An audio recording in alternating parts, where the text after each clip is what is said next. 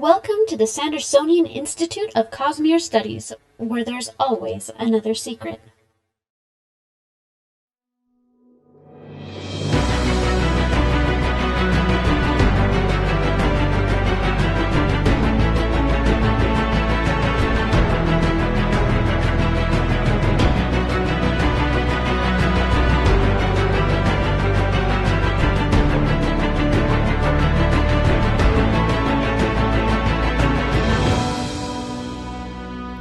Welcome back, Sixers, to another episode of the Sandersonian Institute of Cosmere Studies.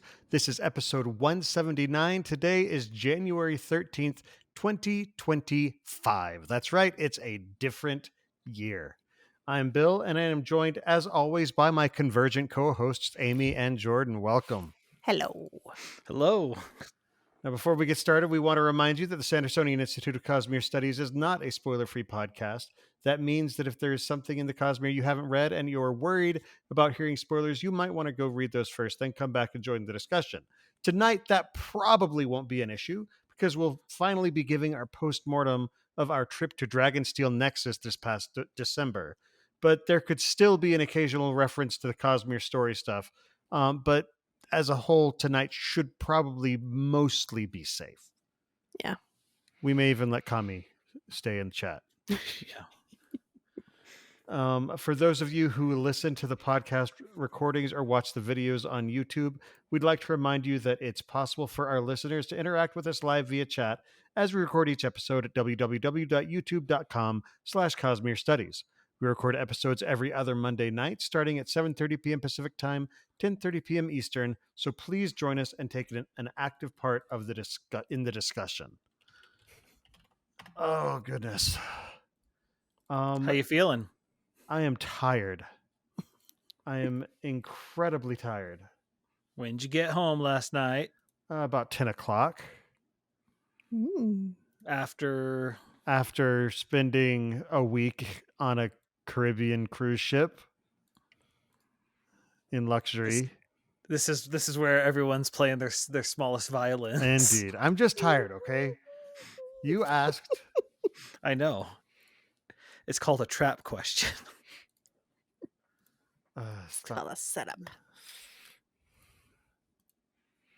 No. It was I'm not used to seeing you around here anymore between Christmas and my gosh, I feel like I haven't been home forever.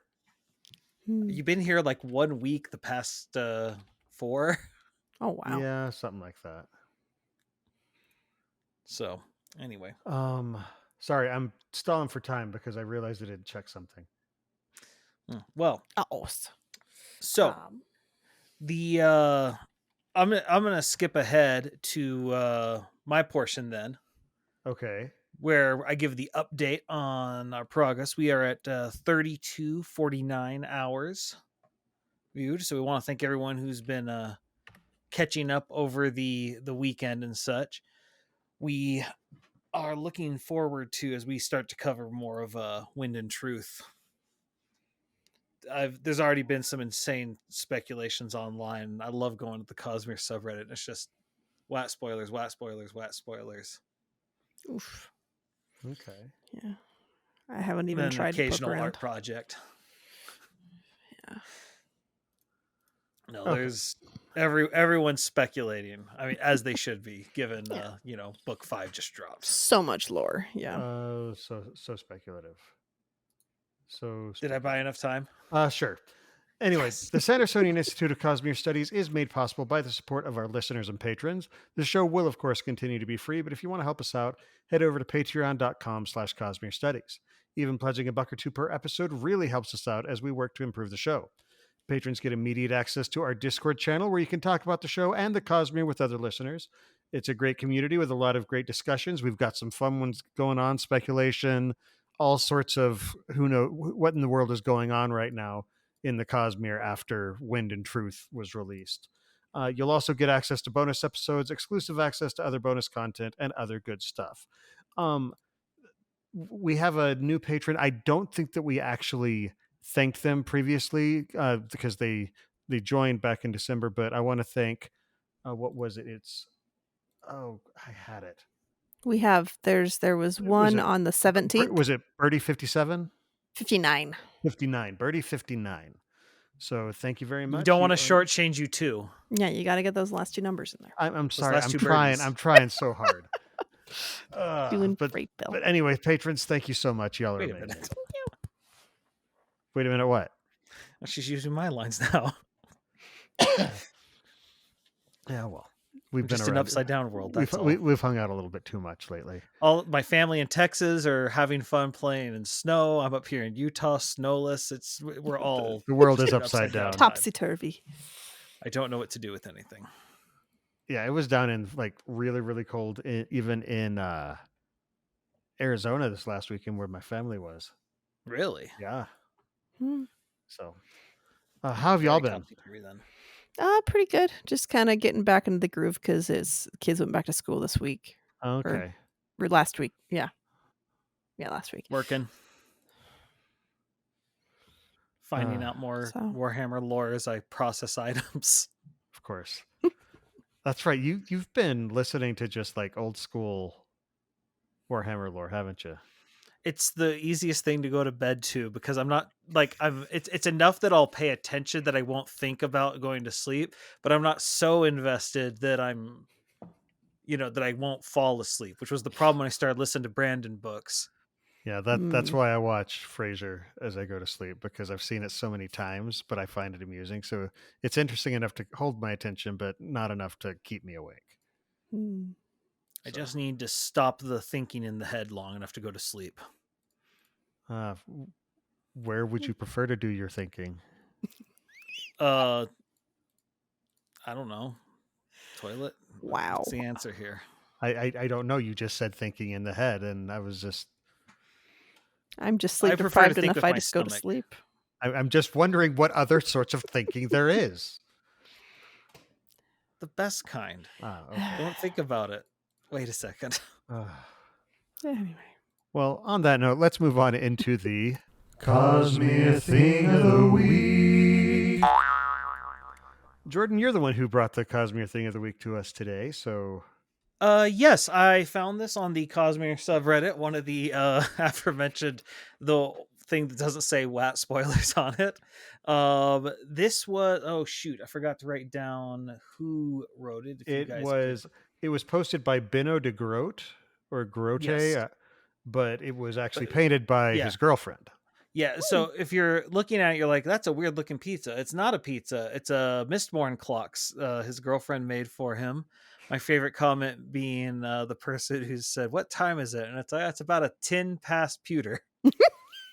I don't know why, but I want the phrase, "It's not a pizza" on a t-shirt. I mean, it'd be 100% true. No one could sue you for lies. It's like "Ceci n'est pas une pipe," but what? It's a classic piece of art. It's a picture of a pipe, and it says in French cursive underneath, "Ceci n'est pas une pipe," which means this is not a pipe. Because it's a picture of a pipe. Oh, it's a classic piece of art. So I have not heard of this. Okay. Yeah, people have parodied it and stuff. So no, I just thought it was just really cool looking, and of course I would never know what to say what time it is because I would just start going 1, 2, 3. But it's more about the feeling of what time it is. It's Cosmere clock. It's fine.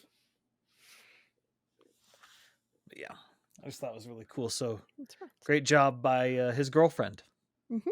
Yeah, good job, girlfriend of Benno de Grote, Grotto. I don't know. I'm sorry. But very cool. Yeah. All right. Well, moving into Sanderson news, there is none. Brandon is kind of in recovery mode after his own. Oh, there's actually a bit of news. Which bit of news? So, apparently the Dragonsteel store is going to have starting at 11 a.m. tomorrow on the 14th. They're going to sell some more of the swag. That's right. They'll start putting the swag from the con up on their so website. I'm hoping that I can maybe get another pack of cards or two. That's all I'm hoping for. But hopefully the packs that they're selling will actually be a little bit more Please randomized. You have the have last some of the higher heralds. numbers. That's all I need. I need like the last 3 heralds, and it'd be nice if I could get like one more bigger number. Yasna, it's like Yasna 53, because I have it in shiny, and the rest of them are in shiny. But I'm missing two or three story cards, and I don't care whether they're shiny or not. So we'll be discussing about more of those later. Yeah, remind me later, Bill. I have a bunch of extras. So, but yeah, that like other than that, they've been fairly quiet lately, which I don't blame them. It was busy. I wouldn't be surprised if they start chattering again. As people are returning from Christmas vacations, etc. And they're probably shipping out a bunch of stuff. Well, and Brandon's probably kind of head down right now working on Mistborn Ear 3. So I'm going to make Amy noises. It's great. Jordan Squeeze. I didn't have Jordan Squeeze on my bingo card today.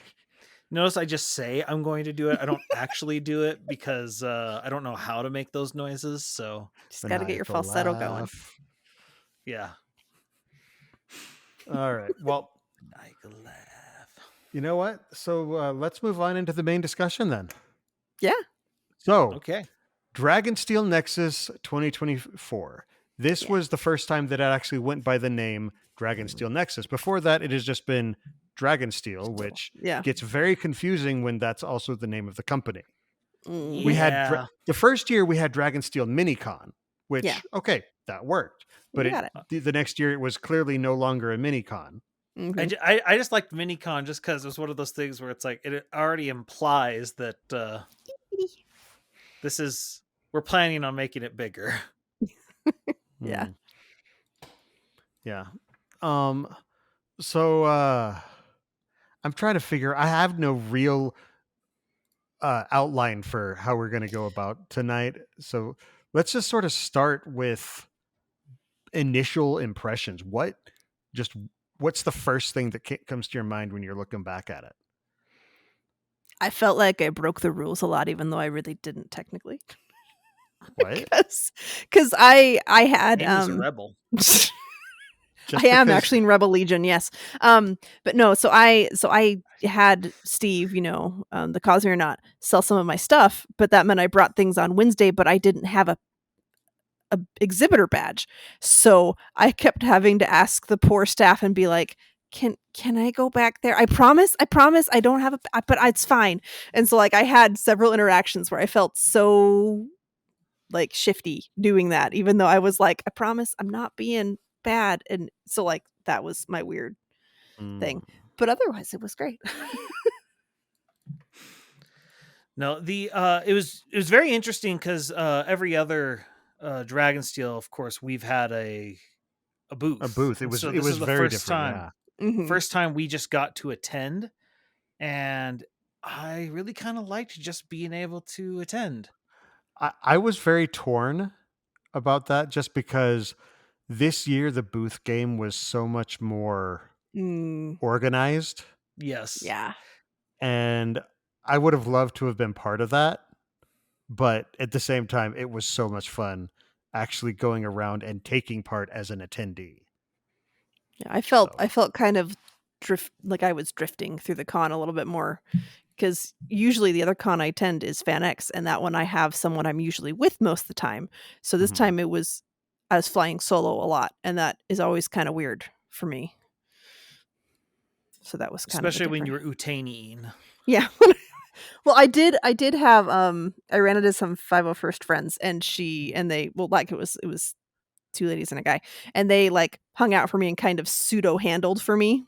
So I had them with me for a little bit just to kind of make sure that I didn't get ran onto and people weren't making, because I have blinders. Give us sort of a retrospective on your cosplaying over the course of the for the 3 days. So the first day I did my Dustbringer, and I had a couple people not be sure who I was, which is fine. I was just a generic Dustbringer. Yeah. And I had one person ask if I was Vin, and I was like, this is my Vin wig, but no, I'm not. And then I'd show my back, and they're like, oh, okay, I know what you are now. And I did the cosplay showcase for the first time, so that was really fun. Yeah, there's a lot of people. There's a reason that it's like a 2-hour block, is because there's a lot of cosplays. Yes. And they were smart in that they gave you a little piece of paper so you could write down your name and like what your costume is, where you're from, like what world you're from, and then like a little blurb that you can have them read for you. And it was it wasn't exclusively, but like they kind of would group. They tried to, so they did. Yeah, they were like bounce back and forth, so it wasn't like all of Roshar was at the same time. No, actually, so on Friday, Thursday's first day. Thursday, at least, I didn't end up going Saturday because my schedule didn't work with it. But on Thursday, they did have like all of the Rosharan ones, and then they had, but world hoppers were allowed to go whenever. They're like, if you're a world hopper, pop in when you want, and then they would go through the different worlds. So they did that. But it was really fun. I felt kind of sad. It kind of hurt. There were two different ladies announcing it, like saying like, this is so and so from Scadrial, blah blah blah blah blah, and they're this character, and some of them didn't know how to say the characters' names, and so that hurt a little bit. And I no shade to them, because there's a lot of names that pronunciations are hard, but Brandon doesn't know how to pronounce all of his characters. It's just weird that way. And I think because we do a podcast and so we verbalize their names versus other people only write their names, that they don't know how to do it the same way. So that was, I mean, I don't blame them. It's an advantage. It's an advantage. Yeah, it's hard that way. But that was really fun. I'm doing that. Lots of people liked my costume with that one. I felt pretty hardcore in it. I wish I'd had a shard blade. I did end up holding Oathbringer, and that thing was really, really heavy. The one at Hoyd's Museum, I held it as my Dustbringer. Nice. And I had to have the guy who was working the booth help me get it off my shoulder, because I could not get it off my shoulder and not risk the really, really shiny one. Mm-hmm. Yeah, that would have been. That thing was like 30 pounds, maybe. It was chunky. And then let's see. So that was Thursday. So that was really fun. I made the mistake. I wore like 3-inch heels. Don't do that. It's a bad life choice. And then Friday, That's what I've been doing wrong. I was my world hopping Jawa, and like I'd also like say I was the bridge. People were like, "Oh, it's Bridge 4," and I was like, "Yeah, sure, I'll do Bridge 4. I've got a spear. It's fine." But yeah, I was a Jawa running around, and I had people like double take me several times and be like, that's a Jawa?" And I'm like, "Houdini," and stuff. And well, you had your voice box and everything. Yeah, so I could make the noises at you. And like my glove is never as responsive as I want it to be, though, which is unfortunate. But I had some people, I would just talk to people too. And people were like, "Well, how are you?" And I'm like, "Oh, well, I met these really nice, I got lost in this weird area and I met these really nice people called Southern Scadrians, and they gave me this coin." And so I made up a story for how I could talk. A long time ago in a dwarf galaxy right far, far away. It's fine, just really lost. But it's just fine. I took pictures with a bunch of Kaladins. I took pictures, just like, I had lots of people take my picture, and it was kind of funny. I actually did sewing for myself, like hand sewing at the con for myself and all 3 of the people who were with the Star Wars group. And for Bill. What did I sew for you again? Cosplay. Oh, that's right. I sewed, no, I just brought a pin. No, I just brought yeah, it was just a pin.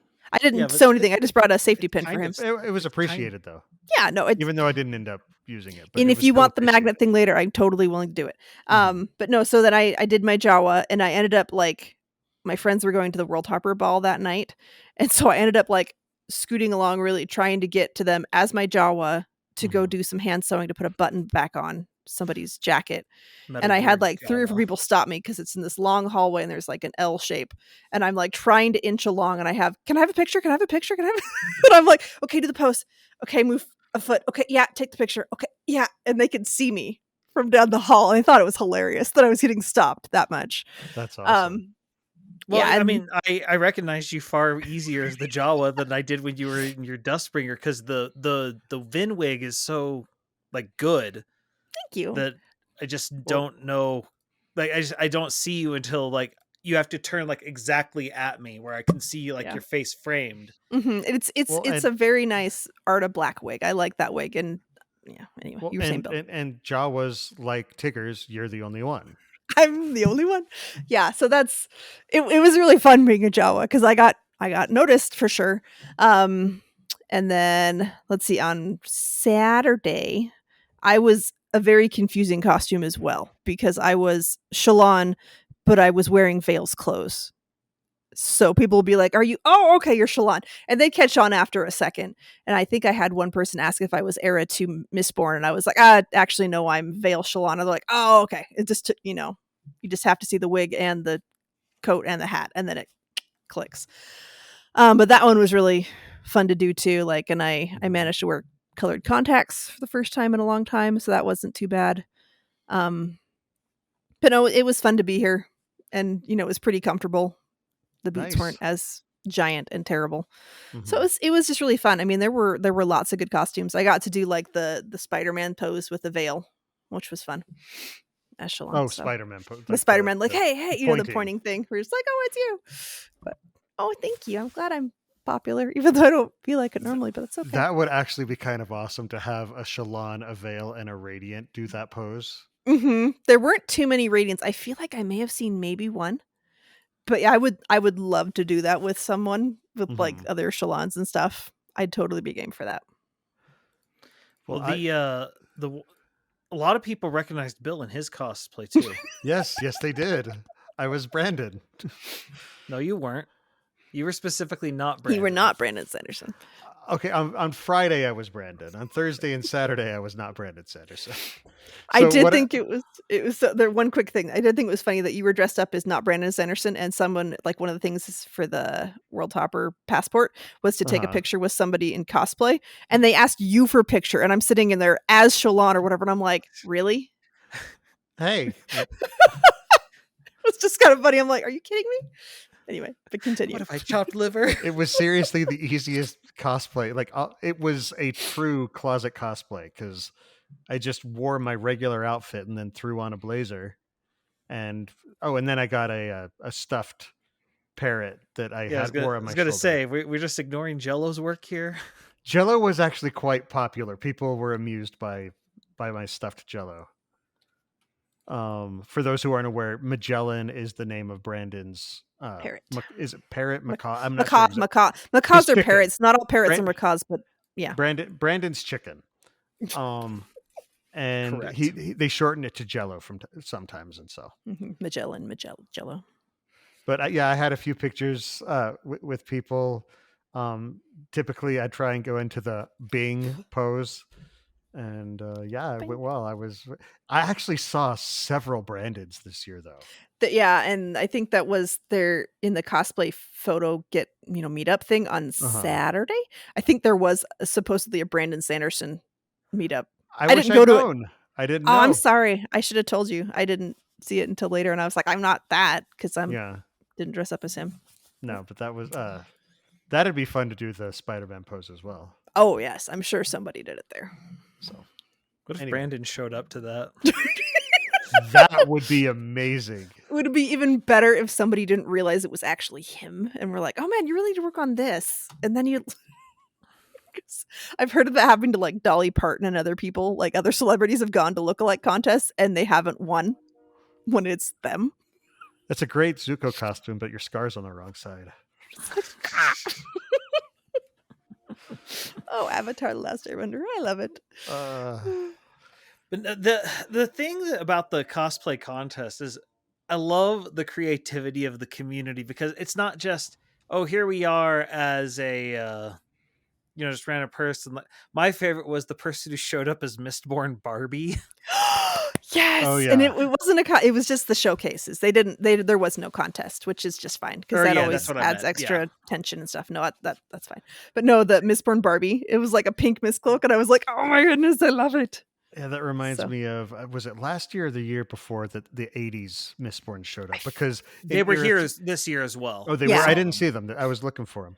I know I think it was last year as well. It may have been 2 years ago. I'm not positive. But because Era 3 is supposed to be sort of a 1980s level of technology, they're like, oh, I'm going to be a 1980s Mistborn. And they came with like the strips made of like bright neon and acid wash jeans. Oh, and I think there was also somebody who did one that was acid washed jean material, and they had like mist cloaks. So there were like the bright one as well as that one. And I was like, oh my goodness, I love it. It's so great. It was great. There were some really creative ones. Well, and then you got the guy who had the full working shard plate. Mm-hmm. The awakened shard plate, where, I mean, it was hard to look at. Like, they got bright enough LEDs where, like, 'cause it says that in the book where, people shield their eyes and stuff. And he's got a full Care Bear stare going on. Yeah, I And got it just pictures of looked them every good. day. It was great. I was like, yes, I will take pictures. I think my very favorite one though was the Breeze and Alrienne.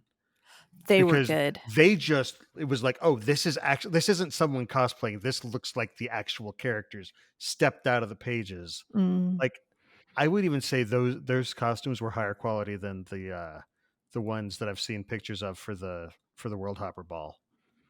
Like, it was just absolutely stunning work. So, which that was something that, like, that would have been cool to be able to attend, and just not going to be able to afford that. Yeah, it was pricey. But I like that they're doing events like that. That they're these boutique experiences that you throw together, and look, nerds, we don't have a lot of excuses to dress up for things sometimes. Yeah, so for people who like that, depending on what they theme it for next year, I may see if I can try and go, just because I want to go. Because I felt serious FOMO not going this year, and I knew I would, but I just couldn't swing it, and I was like, nah, I'm not even gonna try, because it's too much. I heard that the first night there were several snags that they ran into. Yeah, there were some hiccups the first night. Apparently, they streamlined it over the course of the rest of the con. Which, again, they never did this before, so right. No, figuring out what they're doing. Yeah. Yeah. Speaking of the fire alarm going off during Brandon's keynote address. Oh yeah, I forgot about that. Oh yeah. And Brandon's looking around like, we good? I'm sure they'll come and take me off the stage if we need to go somewhere. So I go, and you all need to run safely. Yeah. I'm sure if it's a problem, they'll take me away first. Like, oh man, he understands what the convention is. But I love that people kept poking at me like, "No, it's fine. It's just this. We're good. We're good." It's like, okay, cool. Apparently, there was some fire in the kitchen. I think it was the kitchen. Yeah, the kitchen. They handled it or whatever. But it's just like, oh my goodness. Everyone's just looking around nervously, like, we're not all gonna die here, right? I don't want to stampede. No, thank you. Okay, so a little bit ago, I mentioned, and we've mentioned it a few other times. I mentioned the con game. So do one of y'all want to kind of give an overview of what that was? Yeah. So the past years they've had con games where go spot this thing. They'll have some things at booth. One year we had a fun thing where they had these barcodes or QR codes you had to scan with your phone.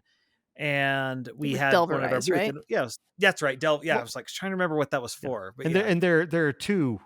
There usually have been two con games. There's like a more interactive one, and then a go find the hidden things. And they incorporated the find the hidden things into the larger con game this year. Yeah. So if you got your ticket, it was like the week before, I believe, you got your passport. It was like the Silverlight Mercantile passport. It was just the day. Do you want me to grab mine? I know where mine is. If you know where yours is, go grab it. Yeah. But no, and so they had all these spots for different stamps, and they were simple things like, some of them were just like, go attend in this room. Go attend a panel in this room. Yeah. Yeah, and they would just had the staff there with stamps, and they'd simply stamp for you. But they had other fun stuff like in the game room area where they had like complete 2 out of the 5. Yeah, perfect. So like, now it did create a lot of confusion because there were some of them that was a little unclear. Yes, and but the way of fans, the information got crowdsourced out pretty quickly. Yes. Because people are just really good at figuring that stuff out. Yeah, but basically, there were a lot of different ways to get stamps. Like you get a stamp in your passport when you travel to different areas. They treated it like you're a world hopper and you're visiting these different worlds within the Cosmere. Yeah, it was very clever. The other thing I really liked is it gave you a map in it too. Oh yeah. So you could just reference your map instead of having to be like pull it up on your phone and try and figure out where stuff is, because they have the rooms named by the different worlds. So when you say Roshar, you don't automatically go, okay, it's in Hall 1. Right. And like they didn't open Lumar until like day 2, because they like split it off from stuff, and then well, the thing that was really cool it's about just it different. is it was a way of incorporating, like they took the standard convention program and they put it into this really, really high production value part of the con game. It's nice. It's like heavy duty. It's like it almost feels like a real passport. Yeah, it's got like that same kind of quality to the material. And so you go around and you feel like you're handing them your passport for them to stamp it. And then with the vendor hall, just about not every booth, but many of the booths had stamps, and there was a little seal sign that they would hang up somewhere indicating that they had a stamp. And it was a Silverlight certified, which I don't know if I can get to show up. But. And each of the stamps, though, was personalized to that booth. That, in my opinion, is what was really cool about it. And I loved that Shire Post Mint, they had actual stamps that they put on, because they're like, it makes sense with their store. And I was like, that is just really cool. But it was really neat, because it wasn't just, oh, here's your stamp. It's, here is the Cosmere not stamp where Steve from Read and Find Out was, or here's the, it's just each booth had their stamps, and it was really, really cool. And that is the one regret of not having a booth, is that we didn't get a stamp. Yeah, we don't have a personalized stamp. Yeah, well, specifically, it was good because in the past years, and this is where they're figuring things out. They're trying to find out how they're going to do this, but there was a lot of confusion on a lot of the other games in past years. Yes, well, it's like with the coins from the year that the Lost Metal came out. Yeah. There was no indication of this is what you should give. This this is how much you should give for doing a task. It was just sort of use your judgment. Do it as you feel best, Which was fine, but it became much more chaotic. Yeah. Whereas this, it's everyone knows where to go. It gives it. The thing I really liked about it is it really forced you to go to different areas. Because a lot of people would never go into the booth area, but that helps the people doing booths, or the Lightweaver Foundation section, which was that a little bit away from the rest of the con. Yeah, like I didn't go into the third day because I didn't know where it was. I didn't click into where it was. Yeah, you actually had to leave the convention center and go into the Radisson next door. But there were some really cool things over there. Oh, well, because that's where they were doing. First of all, that's where Mistborn Santa. That's where Mistborn Santa was. Yes. People were getting pictures with Mistborn Santa. Yeah, you had to schedule to get your picture taken with Mistborn Santa. It was going to some of the Lightweaver charities that they were supporting this year. It's where you could, buy your ornaments and stuff like that. They do that every year. They had rock candy and stuff too. But they also had, they were playing a quiz game with a bunch of the authors that were there. And so our friend Charlie was there, of course. And then the guy who's playing Hoyd for the World Hopper Ball, the World Hopper Ball, shows up as Hoyd, and he's fully in character as Wit the entire time, and he starts roasting all the authors. It was wonderful. Oh, well, because first of all, the guy who was running it is like, arguing with him. It's like, why would we listen to him? He didn't even know how to reset the Kahoot. Like he was going off the cuff and doing a great job of it. But then he gets to Charlie and he goes, Charlie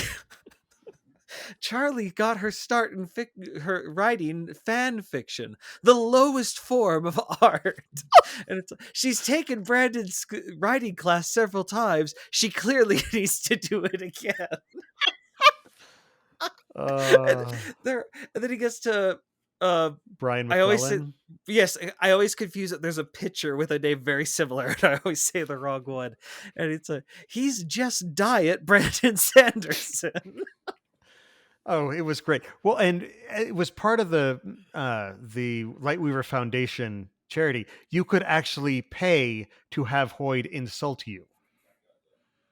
Which is just a whole next level of And that how was we're trying to monetize things for charity. I wish I had known about it, because I totally would have done it as the Jawa. That would have been amazing. Just to see him. That would have been That would great. have been man. Like you don't even say anything. You just go up and you hand him whatever indicates I've paid for this, and just stare at him.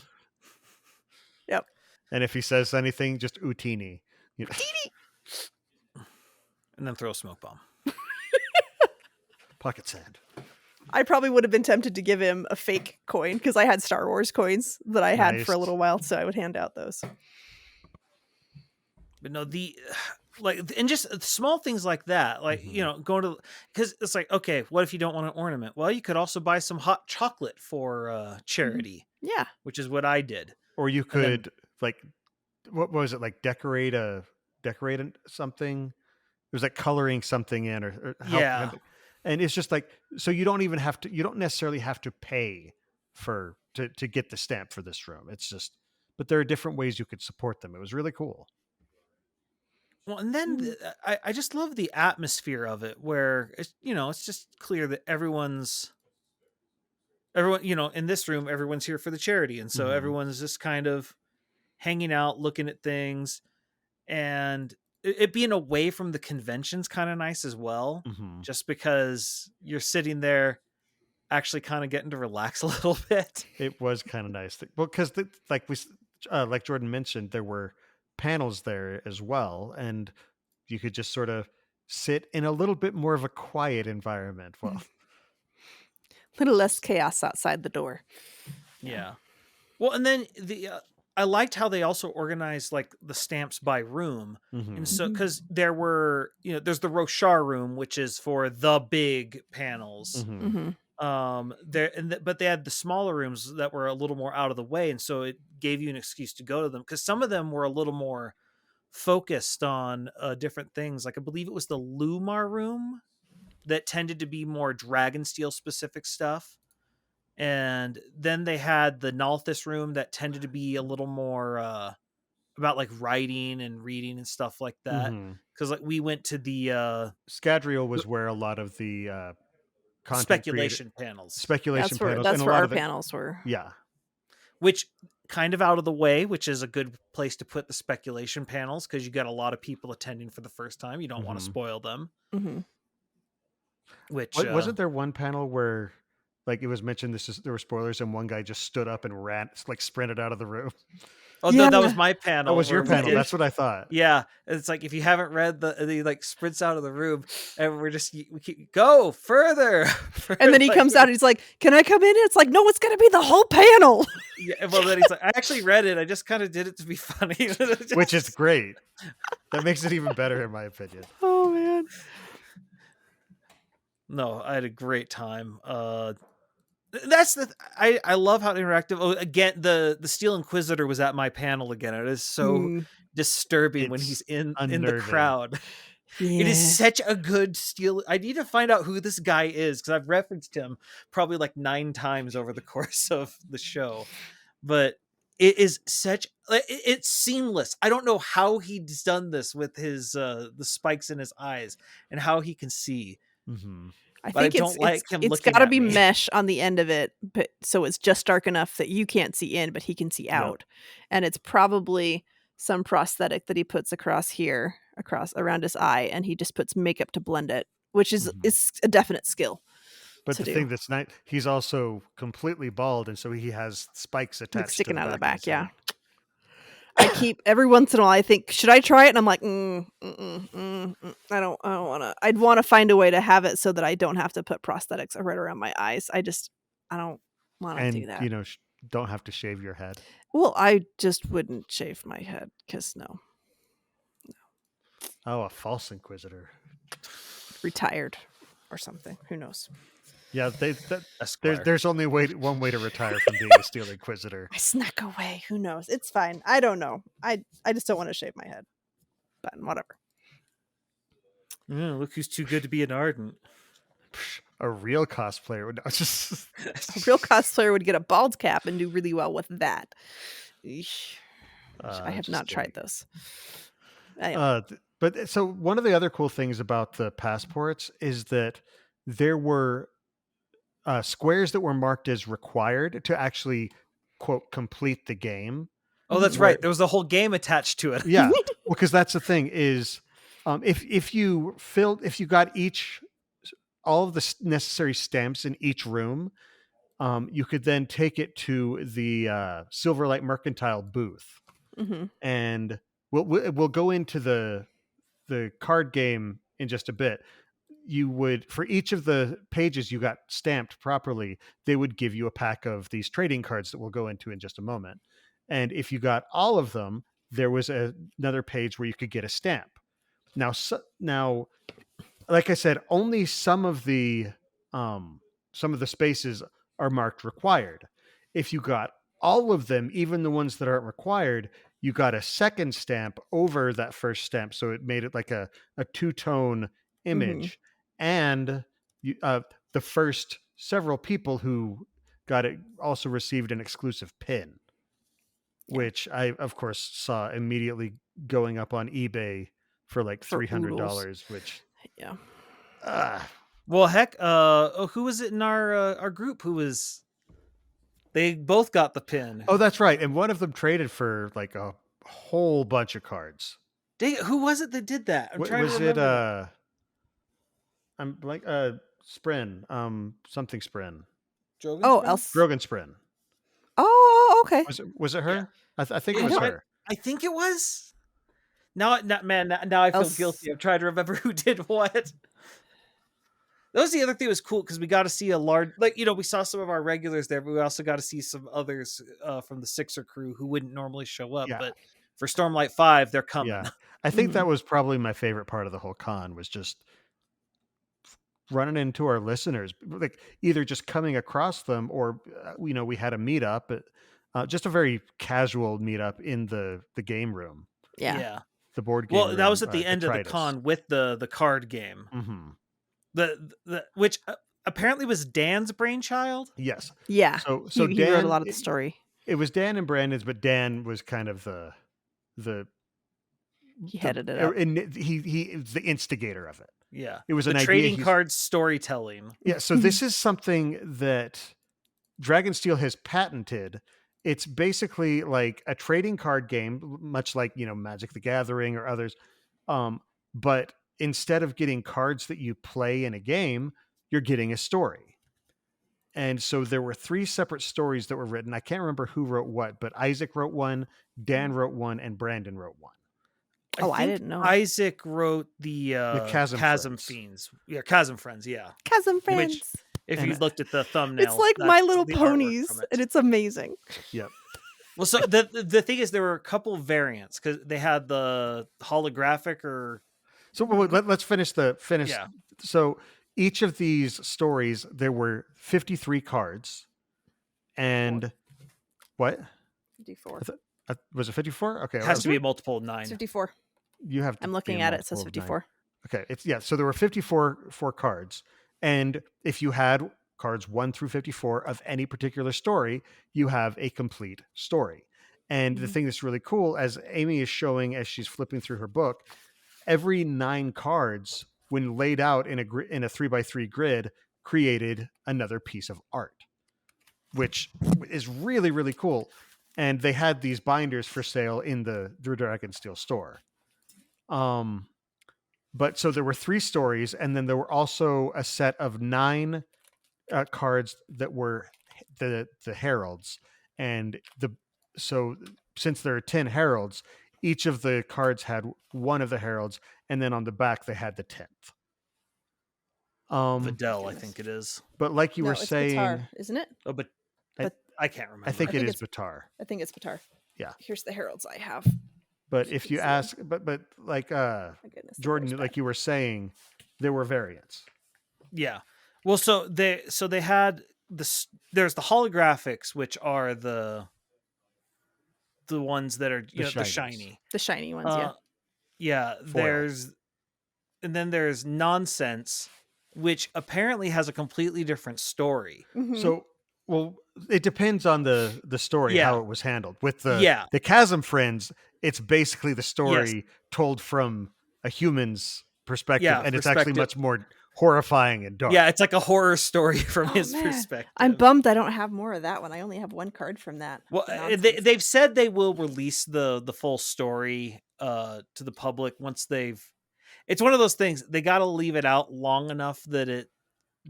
They said it'll be at least a year. Yeah, so that the people who got it don't feel like, they've been shortchanged. But at the same time, they don't want to hide the story from you got to pay to get the story. Well, and one of the things that was really cool, they wanted to make it so that it wasn't difficult necessarily to get a complete story.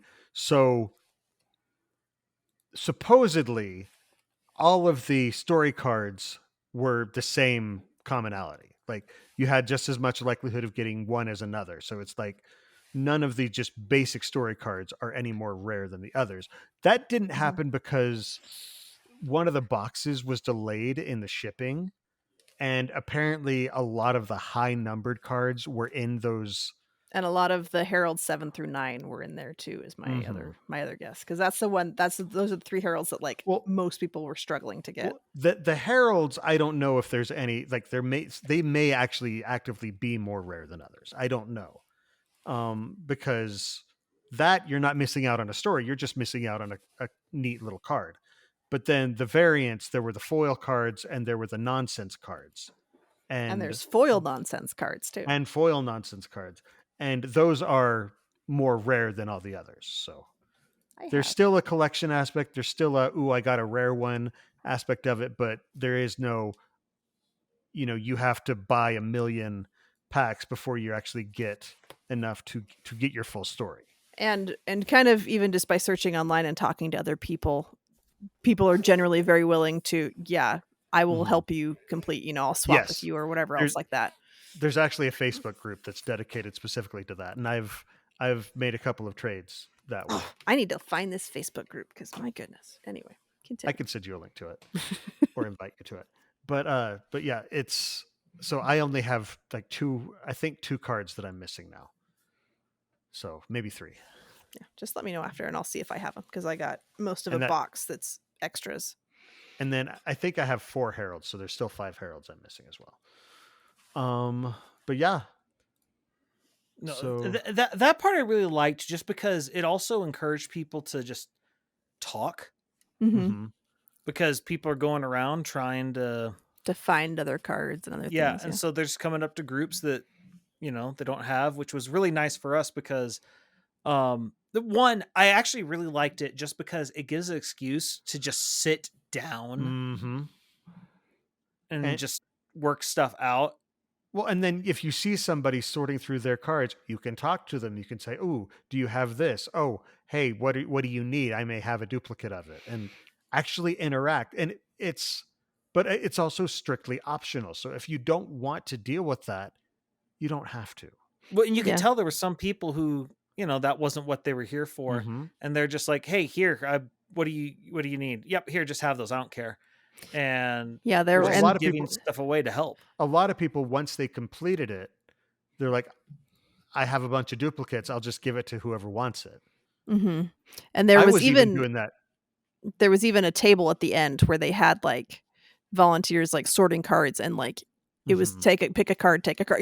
They weren't super strict about it. It's just these are extra cards. If you need them to complete your thing, then by all means, kind of do that. The hard part wasn't that inside of Silverlight Mercantile? No, it was over by the entrance. Oh, I didn't see that part. Yeah, it was the last day, towards the evening. Right. There, I think you guys may have left. We left a little early because we wanted to beat the traffic. That's true. But the line to Silverlight Mercantile was just, it got bad. The first day it was fine. The second day it got busy, and the third day it was insane. The third day it felt like the line for the store last year, and the line for the store this year actually was much better. Yeah, much better than last year.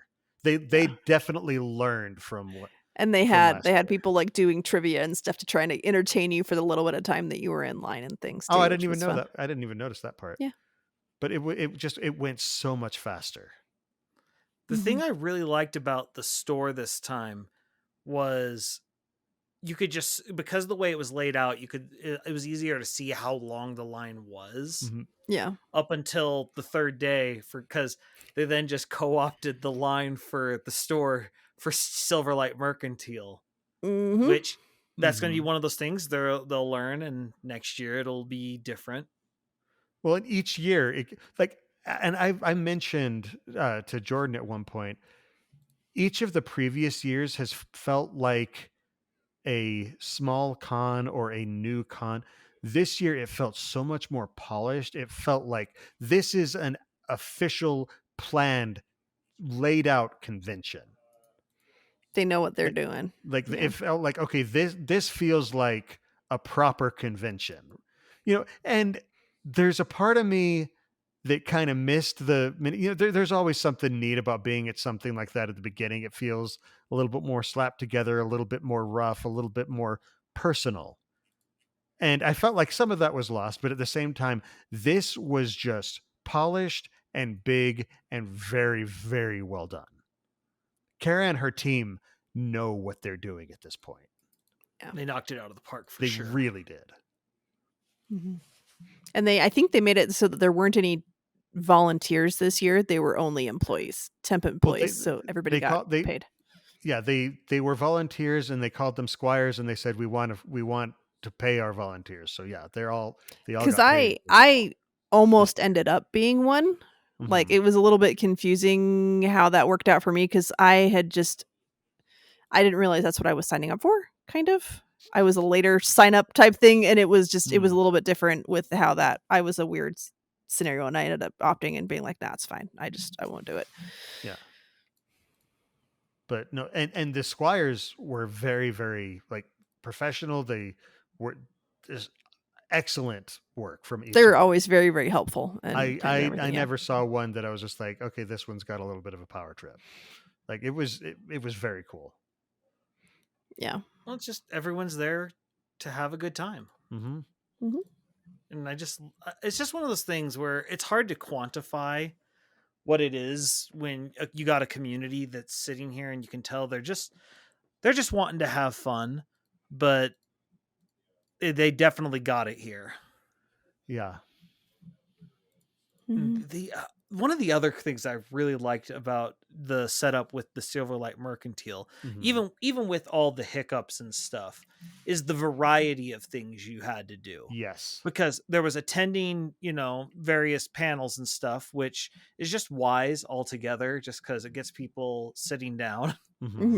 It gets people going to all the booths, but then you had the game room stuff where it's like, play a game with someone you don't know, and it's like, try and, get, like, they had 5 objectives, but you had to get 3. Teach someone a game they didn't know. Play with a group of 4 people, just like different things like that you could do it with one game very easily if you wanted to. But it was cool because there was only one stamp for that room, and it's like, do 4 of these 7 things to get your stamp.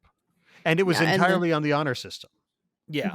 That's the other thing. I like that they weren't over here trying to be busybodies. Like, did you really do this? Because there were some of the games that didn't quite work. Like, they had some that had an online component, and it's like, this one wasn't quite working. It was broken. Right. Like, they had a Sudoku as part of it, and apparently the Sudoku was broken. Yeah, and that was the go around and scan things. That was Taldane. Yeah. And so, you get things like that. It's like, oh, that's kind of a bummer. But at the same time, because they're not here being sticklers for anything, they're, I didn't mind it that much. Just like, okay, that one didn't quite work. Oh, well. And I mean, in the arts and crafts thing, it was a little bit confusing because at first it sounded like you needed to do 1 per day, but then it turned out it was just needed 1. Because they had misprinted the lines on it. And the nice thing with that is you didn't have to buy any crafts. You could just go to the coloring table. You could go paint some watercolors. You could do whatever else. And I just drew both times because I was like, I'm in costumes. I don't want to mess with watercolors. So I drew a Jawa and I drew a horse. Are watercolors a hazard? Yeah, we're not messing with that. No. Even in your Dustbringer costume? I mean, it was all black. It was all black, but I had a gloved hand, which It's was fair. always. And every time I had to take it off, I'd be like, "I'm sorry, I'm being scandalous." And people were like, "Ah, scandalous!" It's just like, and people, they would never really. You're a dust bringer. That's kind of your thing. It's fine. It's like, do you really want to try that? No one ever really got upset about it. They just play along with it. Some Radiants just want to watch the world burn. Yes. Anyway. But yeah. So all right, panels. Let's talk about panels we attended and panels you two were a part of. I actually opted out this year. I was just like, I just want to go full attendee this year. Mm-hmm. And so, but let's talk about your panels. Do you want to go first, Jordan, or do you want me to? Oh, you go ahead. So mine was on Friday, and it was Hoyd in the Void, and it was Hoyd's many travels through the Cosmere. And I looked up my email because I can never remember everybody's names, but I had Paul Peters, Paul Chan, Alexander Miller, Jackson Miller. They're not related, and Jackson Miller was actually Adolin at the World Harbor Ball. Oh, and really? Yeah, I didn't realize it until after, like he mentioned it to us because it was Friday. He's like, "Oh, so it's kind of out of the bag, so I can tell you guys." And I'm like, "What? Okay, cool. I didn't attend at all, so that's cool." Mm-hmm. But they're all very nice guys. It went pretty well. The AV stuff was fine. It was a good discussion. We had more people there than I thought. I always worry that no one's going to want to come to my panels, but we had pretty good attendance. We were in Scadrial. The room was pretty much full. Most rooms were fairly full for each of the panels, especially in Scadrial, because Scadrial is one of the smaller rooms comparatively.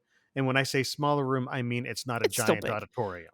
Yeah, it'll still fit like 250 people. I feel like Nalthus was probably one of the smaller ones, the smallest maybe. But and Nalthus that's where they would put the more niche topics. Yeah, like I ended up going to like a horror horror writing one panel. It was more. That was the one where Bill lost his glasses in the most insane way possible. Oh, but anyway, it was about like that. That's where panels. It was mostly panels about writing and about the art of writing and the business of like being a writer rather than the Cosmere.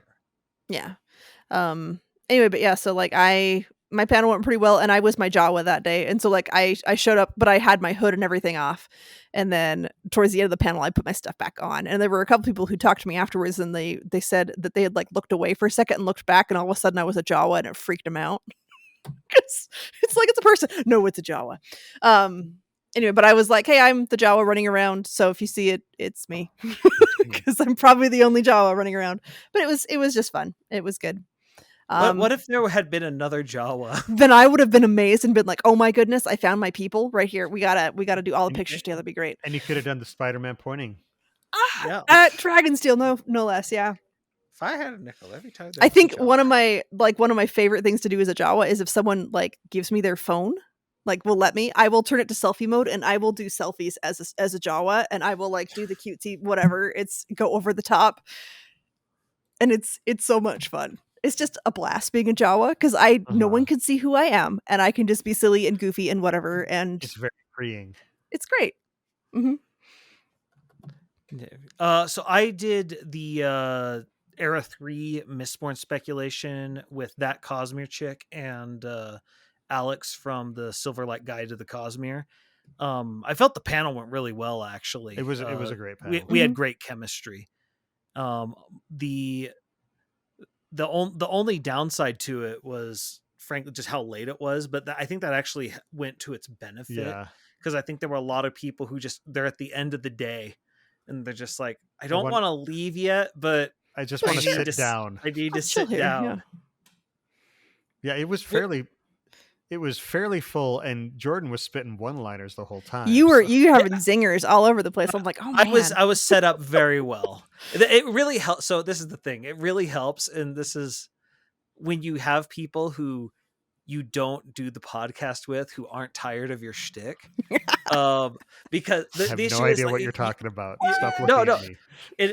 In all seriousness, that's not. I don't say that as it sounds bad, but it's. You guys know the direction I'll go with a joke, and so I'll hold back because it's the audience has heard this joke 10,000 times. This isn't this isn't a thing. But with that crew, it's I can make all the the jokes and puns that we've had before, and everyone's like, oh, he's so funny. It's like, yeah, it's only taken 170 some odd episodes to come up with all these one-liners. No, and I almost asked a question, but I ran out of time. You guys, yeah, had that so many was people that was asking me the questions. downside. Was again, it doesn't matter how long it is; it always feels too short. Yep. Mhm. You just sit there, you look at your clock, and like, why is it flying so quickly? Oh my goodness, yeah. Yeah, that adrenaline rush just suddenly makes time Mhm. zip by. It's weird when people are filing in. It's super intimidating, but as soon as the panel starts and you're just sort of interacting with the panelists, it's almost like the audience kind of disappears. Yeah. Yeah. Not really, but you're just having a conversation again. And I think it helps that we've done the podcast. I mean, yes, we're not talking directly to an audience, but we're used to just kind of like, well, here we go. We're just spitballing and we're on a panel. But we're just doing it amongst ourselves more than, in front of actual people. Because I've heard authors talk about how, they go to these conventions for the first time and suddenly, they just been writing in their room, and suddenly there's just a crowd and they're like, whoa, I haven't prepared for this.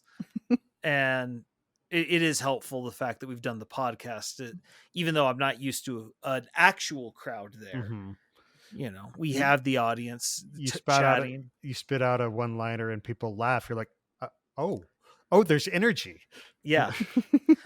There is an energy you can feed off of that really does help. Well, and look, when one joke lands, if one person, it's the, I forget what it's an effect, but like one person laughs, it gives permission for other people to laugh. Yeah, it kind of breaks the ice. So everyone's like, oh, okay, yeah, I can do that. So having a crowd, like, that's the real thing. I don't think I was any funnier than I normally am. I think just having the crowd and just everyone else, just having a good time, it seasons it a lot better. Now, I think I'm this funny all the time. You totally are, Jordan. You totally are. You do think you're this funny all the time. You see, that sounds like a compliment, but I don't think that's actually formed as one.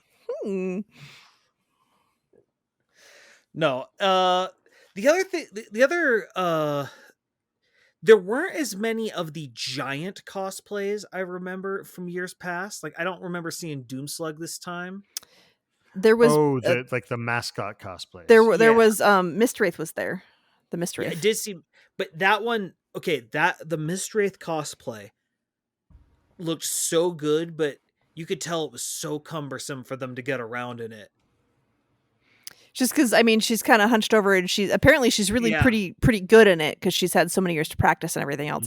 But it's just, she has like 3 or 4 people with her that are just there to help make sure she can get around and not bump into things. And she usually would like plant herself in a spot and just, this is where I chill, and then that's it. I felt so bad because she did the same day that I did the cosplay showcase, and they had her waiting on the ramp when they were doing like a bunch of the Roshar stuff. So she just had to chill there and just wait and wait and wait.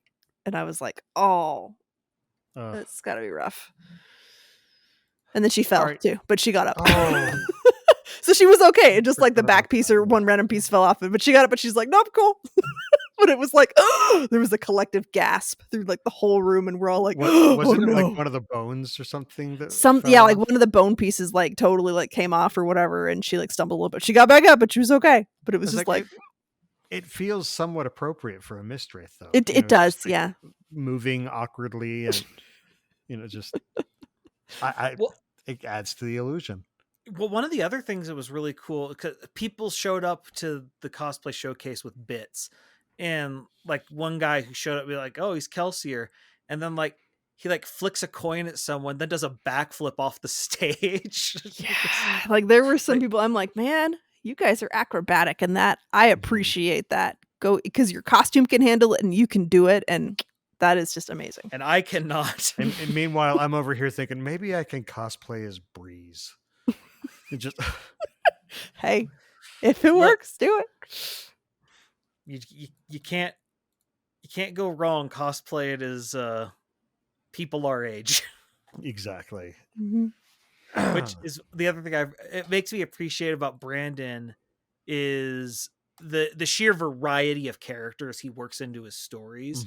Lets people who, want to get into cosplaying, do characters that wouldn't, that aren't in a lot of other people's stories. So though one of the best costumes I saw going around, he was there like all 3 days, was Capsule.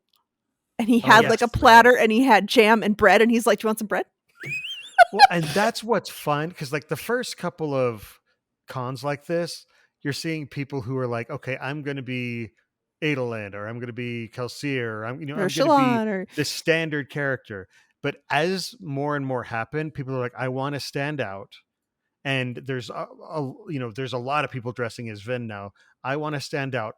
Let's go more obscure. Mm-hmm. Like there was somebody dressed as Stick.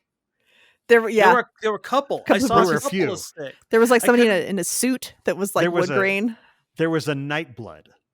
The Nightblood, she was amazing. Like she had like the black outfit and then like the shoulder blade, the shoulder. There was a Urathiru.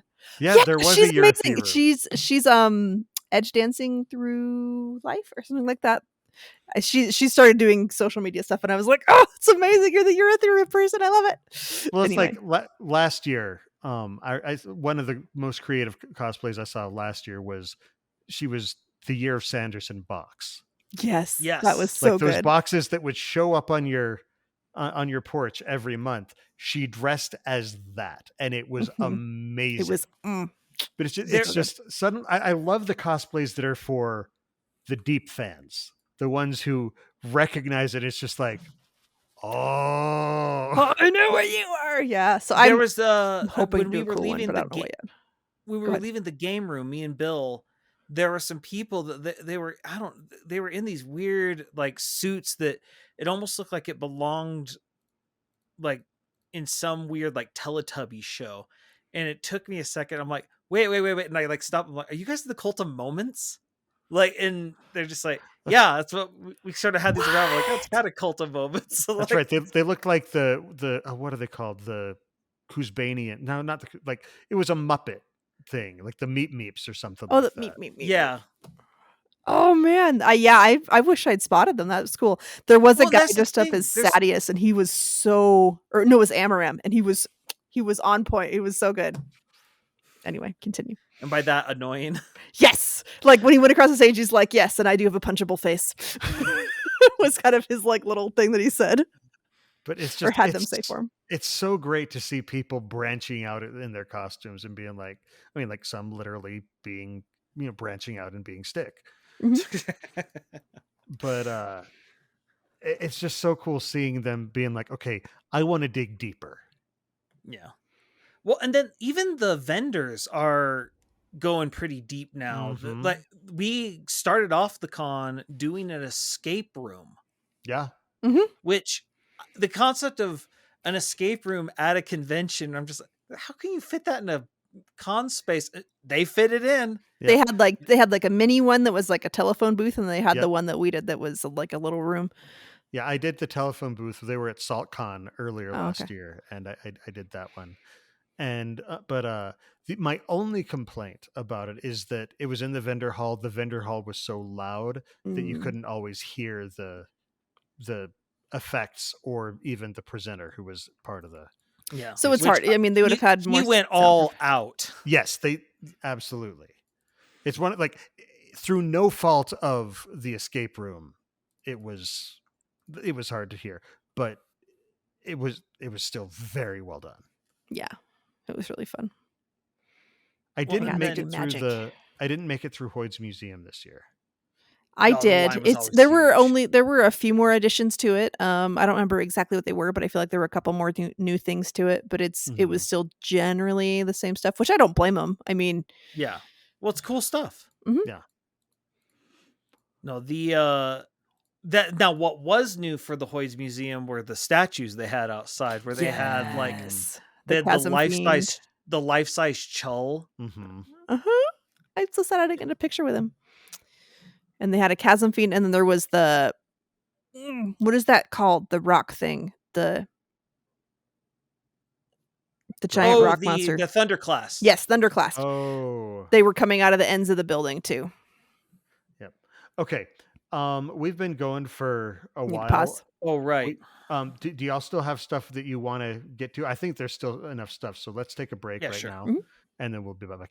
Might be a shorter second segment, but all right. All right, we'll see y'all in a bit. And we're back. All right, so let's talk a little bit about the store. We talked about the line for the store, but we didn't really talk about the store and what was in the store this year. Because, each year they'll have new stuff for the convention. Yes. Amy showcased one of the things that they had, which was the books, the binders for the trading card game, which for those who aren't aware, and all the stuff we're talking, or not all the stuff, but a lot of the stuff we're talking about now is going to be going on sale on the Dragonsteel books website, or is already there, depending on some of it is already there, but a lot of it is going on sale for the first time tomorrow, and including that binder, which I actually will which ran out at the convention because I got lucky. Like it was down to like maybe 15 on the table, and I kept having people ask me for pictures, and I'm like, I want to make sure I get one. But yes, you can take my picture as a Jawa, but I still want my binder. So because Jordan and I went through on the first day. Yeah, and I hadn't really gotten into the card game. I didn't really know much about it. Yeah, or I didn't know either. It. And then as I'm organizing everything, I recognized I wish I'd got one of those, but they were sold out at that point. Yeah, I'm glad I got one. I was really happy that last year I wasn't able to get Josh's con shirt, because that's what I get him every year. I get him the convention shirt, and they didn't have his size. His size didn't come in last year, and so I was able to get it this year. So I got us this year's shirts as well as I got him his last year's shirt. So I had something similar happen. It did go up on the website, so that's where I got my shirt for last year. I just remember every time I looked, it wasn't there. So I was very specifically keeping an eye out for it, just because I like to get the shirt for every convention I go to. And so makes sense. But yeah, so they had all the orders, all of the pajama sets for each of the Radiant orders. I was upset because I don't love the design of the Edge Dancer shirts. Like it just like the I don't know, there was just something about the pajama pants that I didn't really like the way. Because aren't they white with the blue symbols? They're white with the blue, and I would have much more preferred blue with white. Which is what the shirt was like. Yeah, I think they were trying to contrast it, but I think they were, but I don't think that it worked quite. White pants always make me worry. I don't know. Exactly. It's why I personally went with the Dustbringer stuff, was just because I was like looking at the Elts collars, and I'm like, the Dustbringer just looks cooler. It does. I mean, that's part of why I dressed up as one, because it just looks cool. Yeah, it's red and black. When I'm wearing pajamas, I don't want to have to be careful about what I get on them. This is my sloppy outfit. So I mean, they had that, and they had the remaining stuff from the boxes from last year. Like they they'd separated stuff out. Yeah. And they had all the pins that, were out before, and they had like patches and stickers and just like the normal stuff. I'm impressed how many leather bounds they had. Oh, so many leather bounds. I mean, they always stock up before Dragonsteel. Yeah, it's you can tell they've now made a concerted effort to make sure they have them. Yes. Related to one of the big announcements of the con, which was the Wheel of Time leather bounds that they're going to be doing. It's Brandon expressed, he's like, I was frustrated I couldn't get the leather bounds of my book series, and he's of course making sure everyone else can get the leather bounds of his book series. Kind of doing it just so I can have a pretty book. Yep. Yeah, pretty Wheel of Time. Yeah. I really liked they had holiday cards that were themed, that were Cosmere themed. There was one, it was like a Colin family picture. I saw the art for that. It looked super cute. Was that the one where they have Gallant like shoving his head in there and eating an apple or whatever, and I honestly don't recall. Kissing it. Anyway, but it was just from the smart. They had some really, really clever ones. And so then all sorts of pins. So with the book bundle this year, you also would get a Chull plushie, which was weighted with beanbags and very heavy. I actually felt really bad. I can grab it. It's right behind me. Oh, you have one? No, you do. Oh, mine in the other room. Yeah. Yeah. It's really heavy, so I felt bad for anyone who actually was flying and had to pack. Apparently, that, they had issues with like the TSA. Something about the TSA had to keep pulling people over for it. And that's the thing is, if you check it, it's going to weigh a lot in your luggage. But if you carry it through TSA, because it's got all those bean bags, it's very, very dense, and it looks really weird going through the scanner. Oh, is that what it was? Okay. It's funny because like yours, it looks like the little tooth marks are correct. Mine, one of my little tooth marks is upside down. Yours is the valuable variant. You're going to be a millionaire. Yeah. Anyway, but like, no, I like my little Chol. He's very cute. Yeah, and it is pretty heavy. And then it's hefty. It also came with a Zeth pin. So there are so many pins now because, and you know, a lot of people in various fandoms like to trade pins, and so he's doing various, I forget what they're called, series of pins. But do other fandoms have Queen Emily pins? They do not have Probably Queen Emily not. pins. Yeah, because number 0 on series 1 was Brandon, and so number 0 for series 2 is Queen Emily. She complete with sword and crown. Because I still love that she wanted. She saw that they were getting. Yeah, just as a reminder, for Brandon's wedding, his groomsmen gift, he gave all of his groomsmen swords, and Emily saw them and said, I want a sword. And so, of course, Brandon got her a sword. Yeah. When your wife says she wants a sword, you get her a sword. You get her a sword, yeah. Happy wife, happy knife.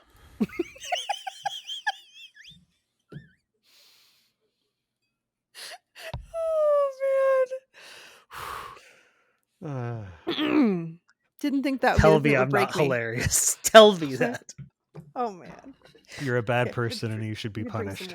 I'm a wonderful person. All right, fine. I'll punish myself. I'll remove myself to the basement. You can't remove yourself to the basement. It's a preemptive punishment. I was planning this a long time. Oh man. That's why you're in the basement. Yeah, and have been for years. I've been setting up this joke for decades. Indeed. Let's see. Was there anything in the store that you wish you had bought that you didn't? Other than the binder, not really. The binder was one. There were some really good shirts. I can't remember what any of them were, of course. They had the items like from the various planets. Yeah, like the different, like the AVR and the skull. And like, I kind of quizzed my kids on it a little bit. I was like, which is this one? Which is that one? And because I got that shirt last year. I wanted to buy all the leather bounds, and then I said, no, Jordan. You have a budget. Can't afford that. One of the things that was really, really popular was there was a card game playmat for Way of Kings. Oh, yeah. It had some like really cool stained glass looking art. But it's a big neoprene mat that you can, it makes it easier to play cards on. I tell you what, another thing that was really popular was the Bridge 4 Letterman jackets. The hoodie, yeah. Yeah, the hoodie with the different colors. The bicolored sleeves, yeah. I keep wishing I'd gotten the sweatshirt, but I'm like, it's okay. I had a budget. And there was a weighted blanket, or there was a blanket too of Bridge 4. The Bridge 4 blanket was gorgeous. That looked nice. It was interesting because there was a VIP version where that actually came as part of the goodie bag for the VIP badges. Oh, yeah?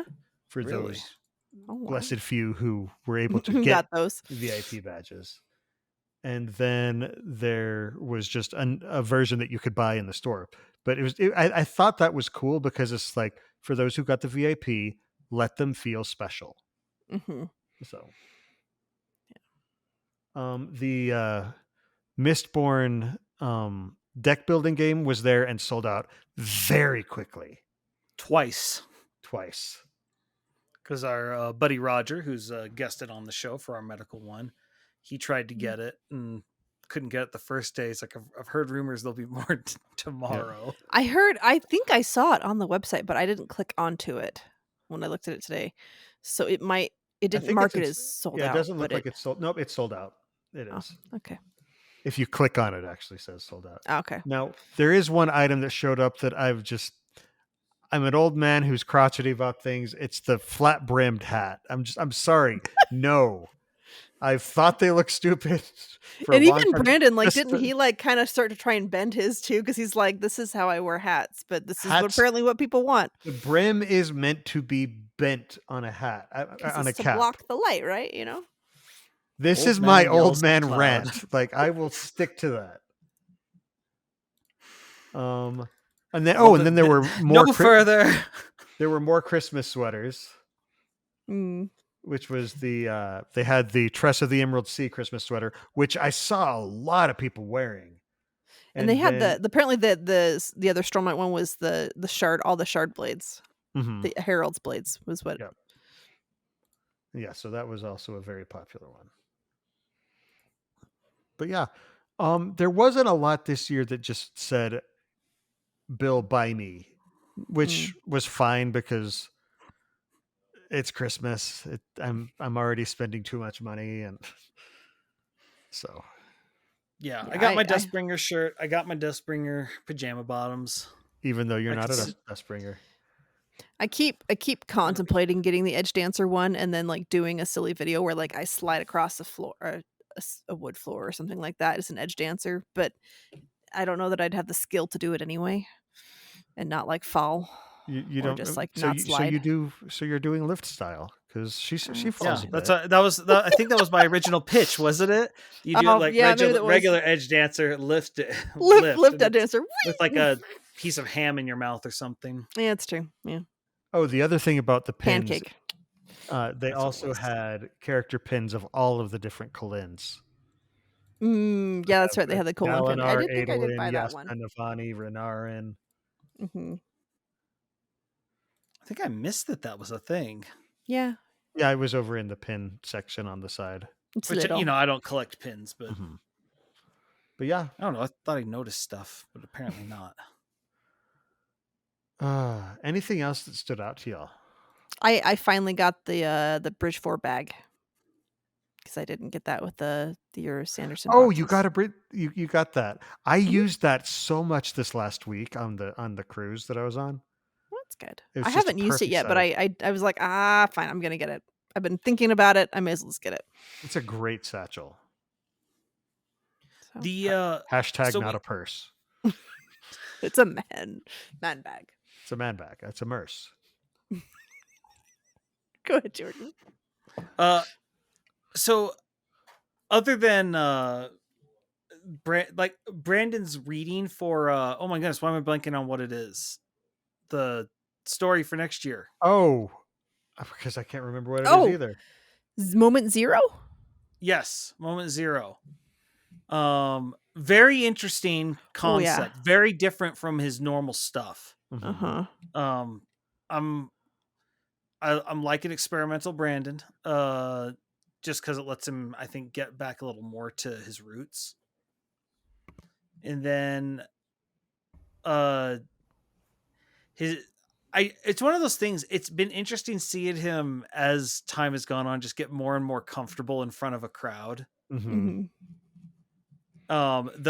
really fun one was when he did the Q&A, the spoiler panel, and I don't remember what it was. A guy showed up and he's like, "Oh, this is amazing. I actually met my wife through your books, blah, blah, blah." And he explains, "Oh, that's awesome." And it's like, "Is she here?" He's like, "Yeah." And it's like, "Do you have tickets to the World Hoppers Ball?" And he's like, "Oh, no, we don't."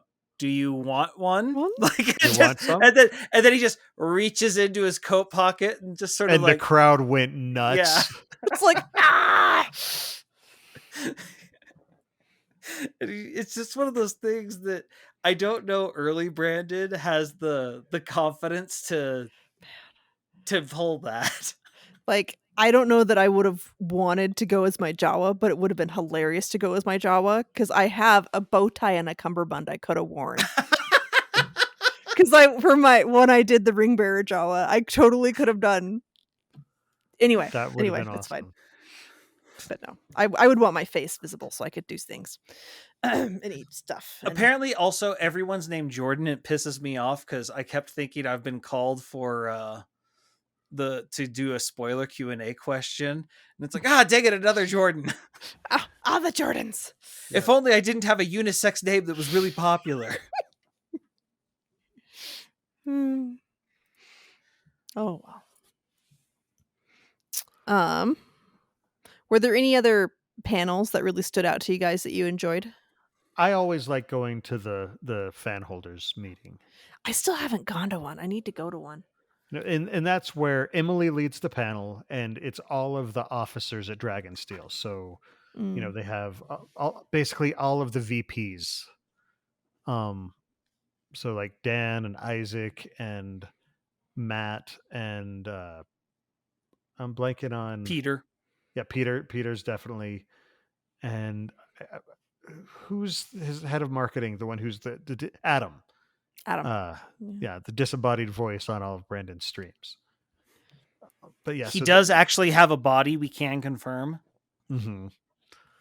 Yeah, so they're all there, and they talk about, and Kara, of course, and they talk about what they've done the past year and what they've got. It's basically their own individual State of the Sanderson kind of moment in person.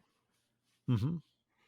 Well, and it's just what I like about it. It's more about the attitude of them doing it, where, because it's obviously a play off the concept of the shareholders meeting. Yes. Where it's the idea of the executives being accountable to the people who own the company, the shareholders. And so the fans are invested, is like they say, you are invested in our company. And so little eye or big eye. Yeah. And so I just like the attitude of that, we're beholden to the fans. And it's just something you don't see from a lot of content, or I say content creators, but like any type of creative person. It's because it's like, oh no, I make this thing, and it's sort of this thing. It's over here, and I make it, and if people want to consume it, that's fine. But it just shows a lot of gratitude. I don't know. It's just, I really like it. Yeah. No, I just love that it's a thing. The other thing that was really cool is they had a panel. It was remote, where they called in to Michael Kramer and Kate Redding. Yeah, that was a good panel. And because they were talking about the process of recording and doing the audiobooks, and then they actually did a live reading of a section of the book, which was really cool. It was on Friday. Yeah. It's cool. It's also just not fair that Michael Kramer's resting voice is that. Oh gosh, he has trained his voice like to be that way. Well, it was also just interesting to hear how they got their start, and how but for both of them, going into audiobooks was an accident. Well, didn't she work for the Library of Congress or something, doing recordings for them? Yeah, she was doing recordings for the Library of Congress, which you're just like, I'm sorry, what? Yeah, it's a little different. Well, like I've heard of voice actors, like people start working as voice actors and then they move into narration. But it's just a very interesting path of, I'm going to go work for the Library of Congress. I'm going to record some stuff for them and then become Brandon Sanderson's go-to, female voice reader. Yeah. Well, and it's interesting for them because they talked about how they knew someone who was in that field, and because they're kind of in the same area and they were sort of doing similar stuff, they were just sort of like, hey, have you ever considered doing this? And it's like, not really. And it's like, come for a reading. And, it changes their life. Plus, it's just interesting to kind of like hear them talk about how they both have their own individual recording booths at their home. And she was talking about how, because they get the book way early, obviously, because they got to record all the audio. And so they don't know what happens till they get it. And then she sees that she has half the lines for book 5 that he does, and she's like, sweet. Like, she's just like, I'm gonna have so much free time. Well, He's gonna be recording. Well, especially because they had a very tight deadline. Yeah. And so she's like, I'm going to get mine done, and then just sort of laugh because they're each other's sound engineers as well. Yeah. Which didn't know that. Mm-hmm. But apparently, because you can't have the fan on when you're recording, the booth gets very, very, very, very hot. And so she's like, I don't have to sit in that hot booth the whole time. Yeah. Meanwhile, he's dying. Yeah. He feels everything Dalinar's feeling. Yeah. I also really liked was it the keynote speech that Brandon did where he was talking about not gatekeeping and and all of that. Yeah, and it was an interesting talk because it wasn't from the angle I think a lot of people take that, that topic. Uh-huh. It was more about bringing people in, rather than and I like the proactive nature of how Brandon likes to really push that, because a lot of people turn that into this negative thing, and in him he turns it into the positive of, there's someone like, go a little outside of your comfort zone, because that's what people did for me when I was a kid. Yeah, and I mean, and just I'm not a big romantasy reader, but I've read some, and there is definitely a sort of stigma that a lot of people have towards it. They're like, oh, it's just romance. It's just like, oh, why would you want to read that? That isn't real reading. And reading is for fun, is for education. It's for multitudes of reasons. You don't have to read. Like, I purposely have some books in my bookshelf that I'm like, this is my junk food book. I know it doesn't go super deep in the plot or the character or whatever else, but I just I almost want to giggle and drink a soda and kick my feet and eat some popcorn as I read it. It's that kind of book. It's just entertaining, and there's nothing wrong with finding books just entertaining. I can't believe both of you. Jordan first mocks where Charlie got her start in writing, and now Charlie's mainly a romantasy writer, and Amy just says that's not real reading. So I personally think Charlie's a fine human being, and I don't understand the aspersions you're casting upon my friend. I am not I stand with wit. I'm not saying that. I'm just saying, there. Amy, no. I know. I know. We got Demon Amy for a brief moment. No, my children and I will do demon voices back at each other. It's fine. But no, no red flags. And I've been trying to get all my TikTok stuff off because of TikTok maybe going away. And I've seen a lot of different videos of romantasy people and stuff being like, oh, Sanderson said what about romantasy? Yeah, I think I'm going to go pick up Mistborn now. And so he's gotten a lot of people starting reading Mistborn and other books of his simply because they're like, no, he's a stand-up guy. He's not. He's defending us. He's defending us and saying, no, that's real reading. It's fine. If they like it, let them like it. And they can join us and whatever. It's fine. I think it's also especially, I don't know what's the word, cogent? I don't know.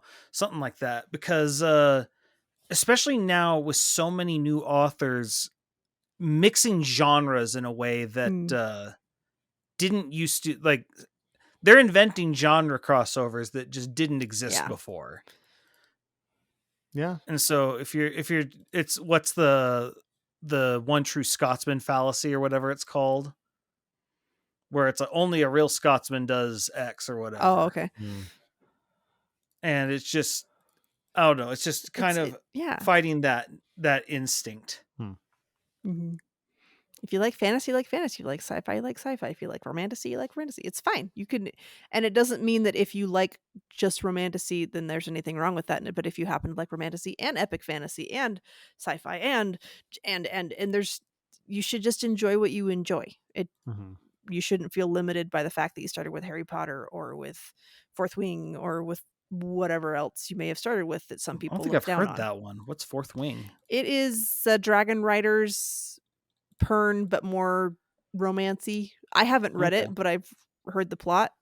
So that's the very rough summary. So, but no, it's just one of those things that. But I can't believe I got like my sister. She's fully caught up on the Cosmere and stuff. Oh wow. At least I think she then no, actually she might have some of the secret projects not done. Has she read Wind and Truth already?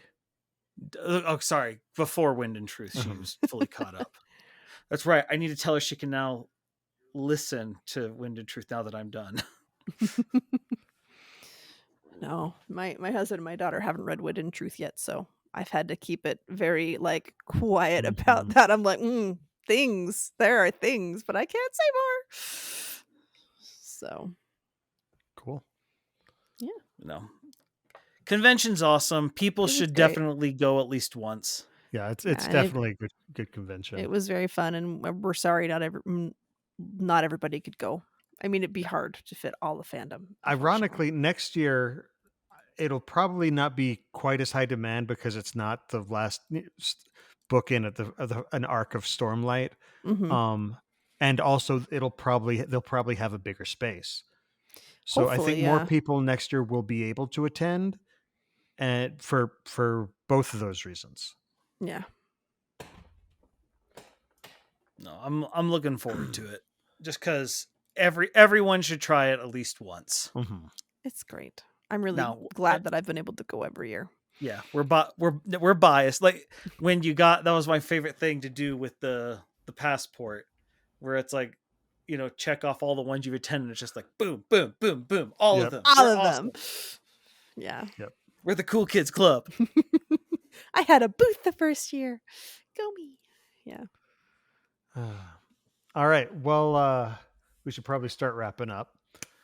We love hearing from our listeners, so please keep sending in your questions. You can also ask us about the Cosmere. You can drop us your ideas for topics you'd like us to discuss during the show. And while you're at it, we would love to hear your feedback about how you think we're doing, as well as any interesting theories you might have about what's going on in the Cosmere, because there's going to be a lot right now. You can send all your questions and suggestions in a brief, concise email to cosmerestudies@gmail.com, and hopefully we'll get a chance to read that as part of the show. You can also reach us at the Sandersonian Institute of Cosmere Studies, P.O. Box 970063, Orem, Utah 84097. We do have our own personal projects that we work on outside the show, so Amy, why don't you lead us off and let us know what you've got going on right now? I'm just basically going to be trying to actually post the stuff that I haven't posted. But my Facebook is Coincidence Cosplay and Props. My Twitter is @CoincidenceCosp because my name is too long. My Instagram is @coincidence_cosplay. My TikTok is @coincidencecosplay, all one word. And who knows how long, if that'll still stick around or not. And my website is www.coincidencecosplay.com. So yeah, just I have a lot of stuff that I just haven't posted because for whatever reason I'm terrible at posting, but I'm going to keep trying to work on that. So it's going to be random, whatever's on there. So we'll see. But I mean, my main projects I'm going to be trying to do is doing my Mando finally, and hopefully making Helldivers for my husband and I. So yeah, that'll be fun. Ooh, really? Cool. He said he'd actually dress up. Whoa. Again, he did it once, and now he's like, yeah, I'd probably wear that with you. And I'm like, okay, I got to do it. So I think that was the most Amy noise I've ever heard. For democracy. Anyway. That's awesome. For managed democracy. All right. And Yes. Jordan, how about you? When I'm not spreading managed democracy, you can find me at twitch.tv/flystream, where I do sometimes spread managed democracy. Recently tried out Marvel Heroes, enjoyed that. Really has that old school Overwatch feel to it. Also been kind of shocked. I've been playing Path of Exile 2. Never expected that to happen, but someone got me to try it, and I'm really enjoying it. It's my first time really messing around with the Diablo-like, so okay, it's been fun. I played Torchwood several years back, but yeah, I haven't really gotten into Diablo-like other than that. Yeah, the thing I like about Path of Exile 2 is it's one of those games that does a good job of, you start off just being like, okay, this is how this attack goes. Oh, but if I start going down this path on the talent tree, And it really starts like you have all these builds in your mind of how it could work. And then you get an item that gives you something new and you're like, oh, wait, could I? And then it just really lets you be creative with how you want to play. I really like it. Cool. All right. And then as for myself, I'm going to promote another podcast that Jordan runs, but I take part in it from time to time. Unfortunately, I had to miss the most recent episode, which is a shame because it was actually a topic that I have a lot of stuff to say about it. But anyway, the show is called I Think We Overleveled. And essentially it's just Jordan and a bunch of his, college buddies, including myself, reminiscing, complaining, griping, being old men about the good old days of gaming. Basically, yeah, just a bunch of middle-aged nerds geeking out together. Not old men. Lizzie shows up as well, and she was in the most recent episode. Yeah, where we discussed I really liked the concept. So I can't remember who came up with it, but it was. I think it might have been me, which is why I'm a little bit. I thought it was Mithril, but I could be wrong. It may have been. But the whole point was it was just discussing the games you settled for because they were there. The games you played because that's what was available. And for everyone, it was slightly different. I have so many answers for this one. Luckily, that's pretty fertile ground, so we might get back to that topic. I hope so. Anyway, but yeah, you can find that on Jordan's YouTube, youtube.com/splice stream. We record that on Wednesday nights at the same time as this podcast normally airs. So 7:30 p.m. So after you Pacific. listen to the fresh download, you can come over and listen to us live. Exactly. All right. Well, for those of you who want to support the Sandersonian Institute of Cosmere Studies, but you can't become a patron, we would love it if you would let your friends know about the show. Please spread the word. Don't forget to subscribe to the podcast and to like and subscribe over on youtube.com/Cosmere Studies. If you want to toss us a good review wherever you listen to us, or if you want to comment in the comment section of the YouTube videos, we would absolutely love that as well. Okay. Final thoughts. It was really fun. And I was so sad to not I was really tired the day after, but I was like, but all the people, I just want to keep hanging out with them. I will admit, I was so tired this year because in previous years, it's only been 2 days and they extended it to 3 days this year. And we sat down most of those days. I was starting to flag at the end of the day too. And I was just like, there's a whole other day to go. Yeah, I never considered I needed to get into convention shape, but I'm going to get into convention shape. It's so much fun. You're just running on fumes. Third day, it's great. You say that like it's a positive. It is. It's a weird thing, but I love it. Anyway, go ahead. Yeah, there's another podcast that I listen to. It's guys who are playing Final Fantasy 14, and the first time they went to Final Fantasy Fan Fest, which is their big convention, they were like, we got to get con ready. And so they had a Fit for Fan Fest channel on their Discord. So I think it's just because, at the convention, they're hoping to go to the hotel pool and they don't want to be embarrassed. So they want to show off. Yeah, thankfully there's not a hotel pool going on in the middle of November in Utah. You don't know. There could be an indoor ski pool. Resorts. Heated. Well, there's pools up there. Yeah. Anyway. I don't think it's happened at our convention. Yeah, well. In addition to the live episodes of the show that stream on youtube.com/Cosmere Studies every 2 weeks on Monday nights at 7:30 p.m. Pacific Time, 10:30 p.m. Eastern, listeners can find our videos on YouTube or audio versions of the podcast on Apple Podcasts, Spotify, and just about any other service that carries podcasts by searching for Cosmere Studies. You can also follow us on Twitter, Instagram, TikTok, and Facebook under the profile at Cosmere Studies. For the next episode, we're going to actually be taking another look at some of the prophecies from the Stormlight Archive and see how they fit together with the added context of the events of Wind and Truth. So make sure to join us in chat for the live discussion on Monday, January 27th, 2025 at 7:30 p.m. Pacific Time at 10:30 p.m. Eastern at www.youtube.com/Cosmere Studies. Until then, on behalf of Amy, Jordan, and myself, thanks for listening, and remember, there's always another secret.